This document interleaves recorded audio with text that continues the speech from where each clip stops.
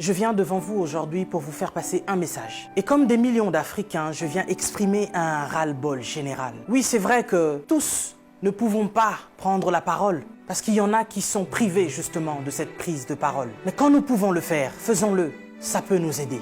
Ça peut nous fortifier. Et donc, cette vidéo a pour but d'aider un Africain quelque part où tu te trouves, dans un coin du monde, à comprendre qui tu es et surtout à te fortifier. Cette vidéo est surtout pour bannir ce complot, cette théorie de la peur qu'une fois encore les colons mettent en place pour tuer davantage d'Africains. Nous sommes passés par des multiples choses et nous avons survécu. Et donc, ce qui nous arrive aujourd'hui, nous survivrons, chers Africains. Nous vaincrons. On nous parle d'épidémie, on nous parle de pandémie, on nous parle même de guerre. Mais laissez-moi vous dire que nous ne sommes pas seulement en guerre. Nous, les Africains, nous sommes en deuil. Nous sommes en deuil. Nous sommes en deuil depuis des siècles. Depuis que les colons ont mis leurs pieds sur notre continent. Depuis que nous avons été colonisés. Depuis qu'on nous a volé ce qui nous appartenait. Depuis que des gens mal intentionnés ont compris la valeur du continent africain. C'est depuis ce jour-là que nous sommes en deuil. C'est depuis ce jour-là que l'Africain, l'homme noir, meurt. Nous mourons depuis des siècles. Nous mourons à petit feu, mais nous mourrons en masse. Ce n'est pas le Covid-19 qui va venir nous faire peur. Ce n'est pas cette épidémie qui va venir nous faire peur parce que nous sommes passés par des génocides. Et ce depuis... Laissez-moi vous rappeler une chose. Est-ce que vous connaissez un peu l'énocide colonial belge qui a eu lieu entre 1885 et 1908 par le roi Léopold II. Ce roi qu'on appelait humaniste philanthrope, il y a eu au moins un tiers de la population congolaise qui en est mort de ce génocide noir.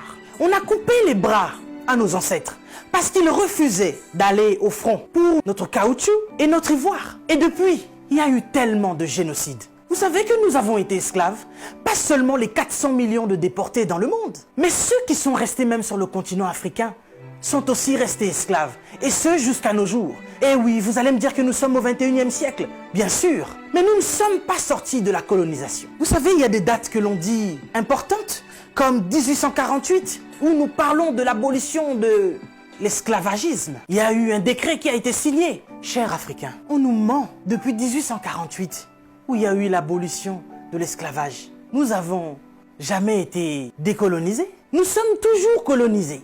Tout ce que nous faisons, ils mettent leur nez dedans. C'est vous qui ne comprenez pas. C'est vous qui ne comprenez pas que vous êtes forts. Nous sommes forts. Nous sommes puissants et nous sommes plus résistants qu'eux. C'est pour ça qu'ils ont peur de nous.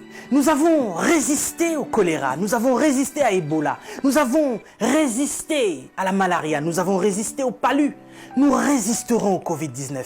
Ils veulent vous faire peur. Ils veulent nous faire peur. Il faut être prudent. Oui, la Bible nous recommande d'être prudent, mais pas d'avoir peur. Ils nous alarment sur cette épidémie qui n'a même pas encore tué 100 000 personnes. Mais en Afrique, c'est des millions d'âmes qui se meurent chaque jour de la famine. Eh oui, laisse-moi vous éclairer, vous ouvrir les yeux. Je vous ai dit que nous étions plus qu'en guerre. Nous sommes en deuil. Nous sommes en deuil. Et c'est depuis qu'on nous a colonisés. Nous n'avons même pas pu pleurer nos morts, pour beaucoup, parce qu'ils les entassaient dans des fosses communes. Parce qu'il y a encore, à l'heure où je vous parle, nos frères qui sont en Libye et dans tous ces pays que vous connaissez, où il y a encore la traite des Noirs.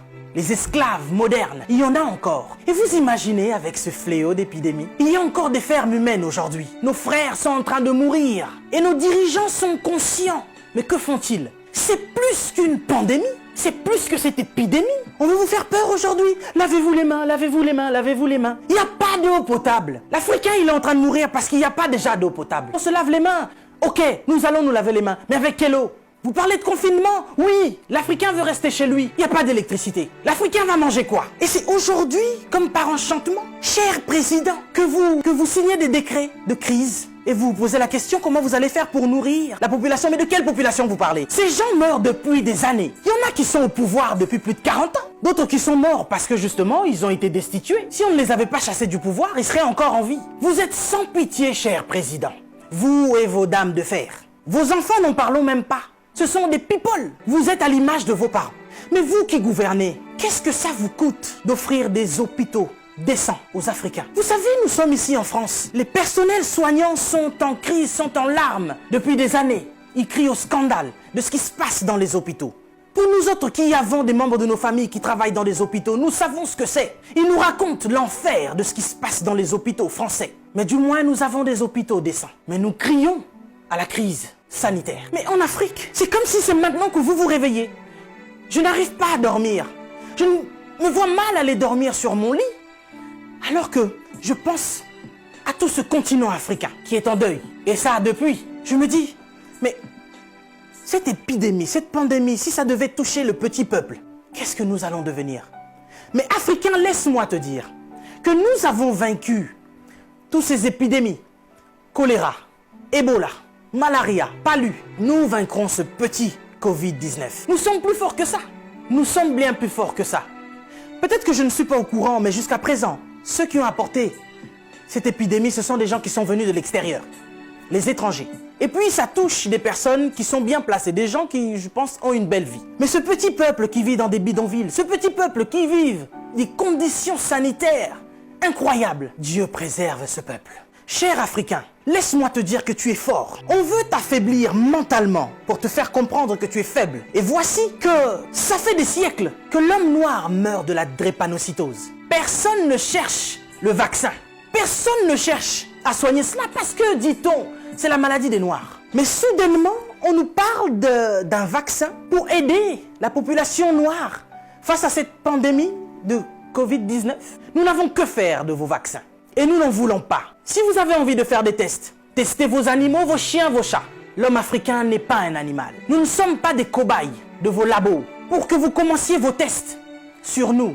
Ça fait des siècles que vous nous testez. Ça fait des siècles que vous nous faites souffrir. Depuis que vous avez découvert que le continent africain était le jardin d'Éden, vous ne voulez pas nous lâcher. Nous souffrons, mais nous sommes en train d'enrichir plusieurs. Nous mourrons de faim alors que nous nourrissons plusieurs. Quelque chose m'a fait rire il y a quelque temps.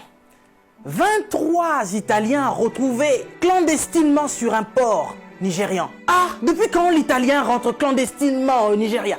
Parce que vous voulez aller vous réfugier en Afrique maintenant? Il n'y a pas très longtemps, sur vos côtes, vous chassiez les migrants de vos côtes. Votre Premier ministre a dit qu'il ne voulait plus. Il en avait marre de cette invasion africaine sur ses sols.